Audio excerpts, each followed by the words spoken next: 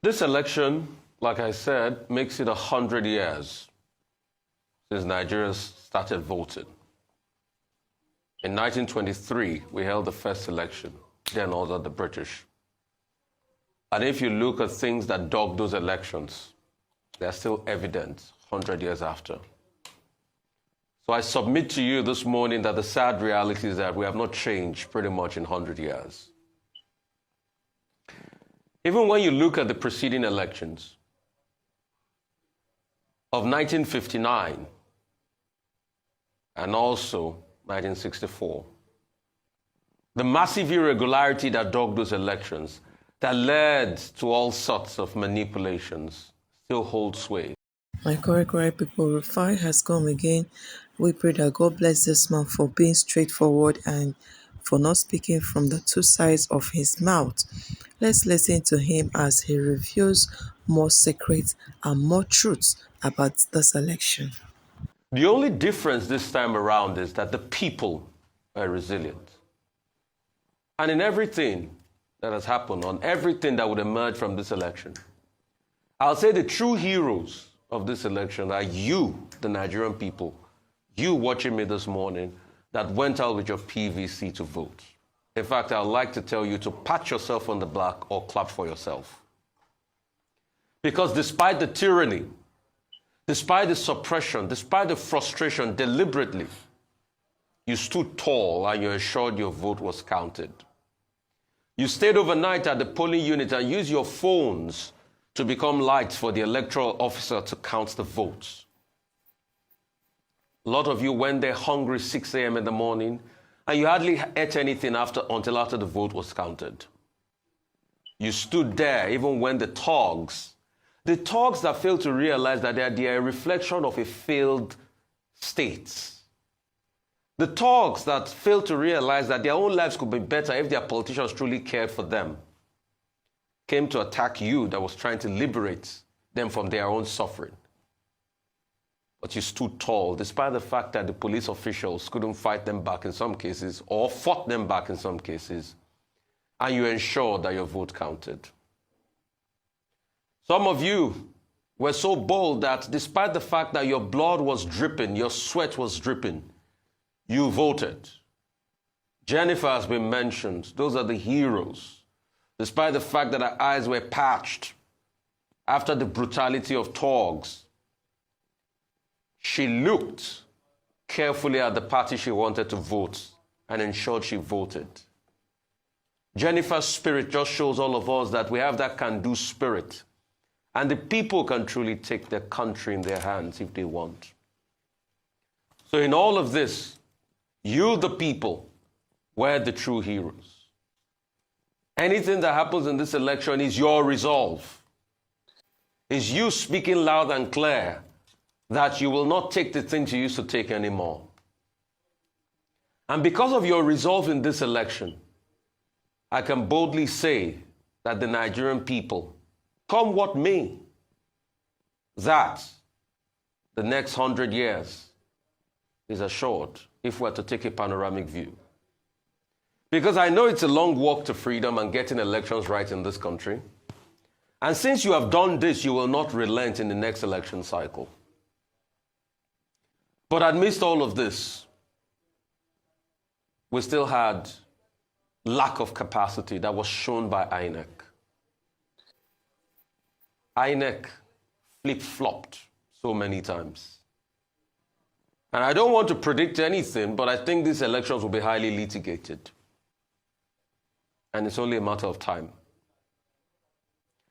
INEC, after realizing that one of his officials had flip-flopped initially in an interview, when the official said that we didn't promise that we're going to put presidential election results on IREV, now came back to issue two statements saying it was a technical glitch. Who do we believe? But a key person in INEC said they didn't promise they were going to put presidential elections on IREV. And I wonder, if only we can play their videos back for them. What did they say initially? They said the joker in this election was going to be the fact that from polling units They were going to post them onto the IRF. They bragged about it. I asked here on Friday, hope they are not going to complain no data. But like I said, it came to pass. I sadly want to be right on issues that denigrate my country. But like I said, all the concerns I raised about INEC here on Friday, all of them came to pass. All of them. It was still a case of they couldn't upload results. Some said password, some said technical glitch. It was still a case of the fact that the channels on the IRF were not properly working. I talked about the tech. I saw the interface. I said it. That interface was suspect. But it came to be. It came to be. Which is a sad reality. I also said it here on Friday. That hope will not have the situation like Amuwo or Dauphin in 2019, where ballot papers were burnt. That led to the disenfranchisement of those people and votes were not counted. But it happened again. You saw how ballot papers were burnt and people had to scamper for their lives. But this time around it was different. Because in all fairness, the police and the army responded to some. But some they couldn't respond to. And a police spokesperson was trying to justify incompetence by saying that what will police officers do when you have a mob of area boys and you have 2 police officers? Really? As though we are the ones that wear police officers' uniforms now. Never ascribe to competence, never ascribe to malice what you can explain with incompetence. I think the police PRO should be properly tutored on how to speak, really. Just like the police PRO, just like the police commissioner in Kano that saw a child voting.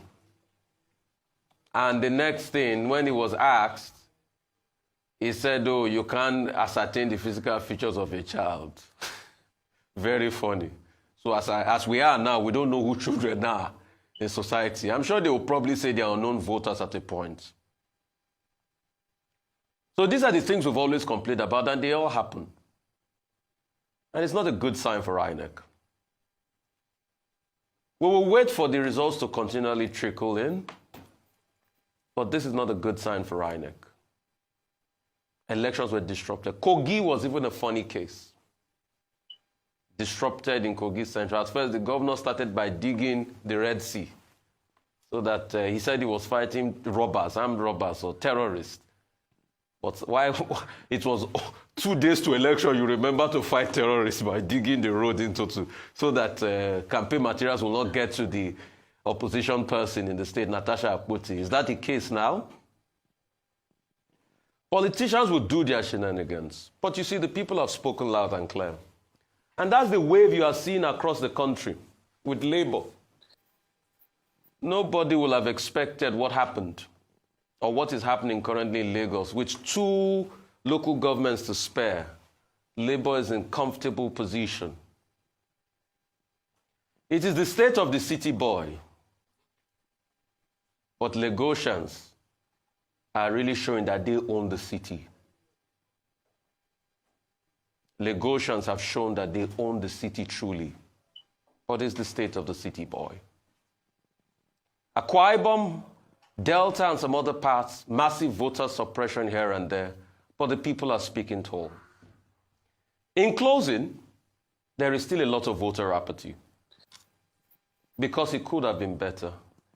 By the numbers I'm seeing, it's looking at, I think, less than 20% of Lagosians voted, which is sad, just like about the last figures from 2019 elections. Because if there are 2 local governments to spare, and both candidates have had little less than 1 million votes, in a state that normally will have about 6 million registered voters, then there's still massive voter apathy. But we'll wait for the results. The truth will triumph. It will be a long walk to freedom for Nigeria. But most importantly, you, the Nigerian people, if we are to pick heroes from the elections, you are the heroes of these elections. Come what may, clap for yourself. Truly, Nigerians are the real heroes of this election because it's like, unlike Nigerians, They don't like coming out for election, but this time around, I would say like everybody came out. They came out to vote, and after voting, they didn't go. They stayed back, to see the result, for them to upload the result. But INEC failed. They failed Nigerians. Even in my own polling center, the same thing happened there. After voting, we stayed back till around, in fact, we got home that day around 12 a.m., where we were waiting for them to upload. After much argument and all that, they now said, okay, they need to get to their office, that there's this code they need to give them for them to upload it. And I said, okay, so what did they now come out with before? But INEC promised they will give them everything. Once after election, they will upload it to the server. What happened? In fact, we had to even assist with our phone touch, we on our Wi-Fi when they were complaining, it's not going, they cannot upload, they cannot upload. Not knowing that INEC people gave them the wrong code so that they cannot be able to upload until they get to the back to the office for them to do what they know how to do best, that is rigging the election. And again, in some states, it really rained that day, but people did not go home. Just look at it. Is like is quite unlike Nigerians. If it's before, they would have gone home once the cloud changes. They see that it's about raining, they would have run to their houses, but they didn't go. They stayed back. In fact, they were singing, jubilating. They were so happy that the rain is beating them and they are waiting for their turn to vote. Do you get? They did all this because they thought that a new Nigeria will be possible, not knowing that INEC and their people, they have finished planning everything they want to do. Well, as Rufai said, we are the real heroes of this election.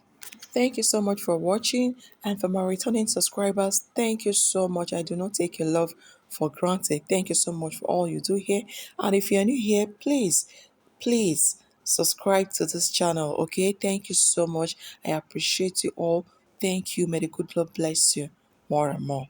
Amen. Also, you can support this channel with super thanks, and also feel free to join my membership.